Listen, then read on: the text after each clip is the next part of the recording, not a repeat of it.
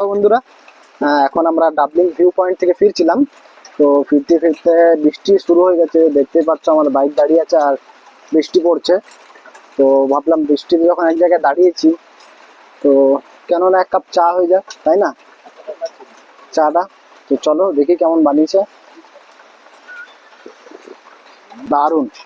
বৃষ্টিতে যদি চাই না হলো তার কি হলো। এই যে এখানকার ভিউ, রাস্তা খুব ভালো। আর এই যে তাপস, এরপর দেখি বৃষ্টি থামুক, আমরা এখান থেকে আমরা যাবো একটু কালিম্পং। ওখানে র্যালি বলে একটা জায়গা আছে, ওখানে একটু পেট্রোল পাম্প আছে, তো ওখানে তেল ভরাবো। এখান থেকে 14 কিলোমিটার দেখাচ্ছে গুগলে। তো সেখান থেকে তেল ভরিয়ে তারপর আমরা যাব হচ্ছে ঝান্ডি। তো চলো একটু চাটা খেয়ে নিই, আর বৃষ্টিটা থামুক তারপরেই বেরোচ্ছি। আর বৃষ্টি না থামলে তখন রেনকোট পরেই যেতে হবে। তো চলো যাওয়া যাক।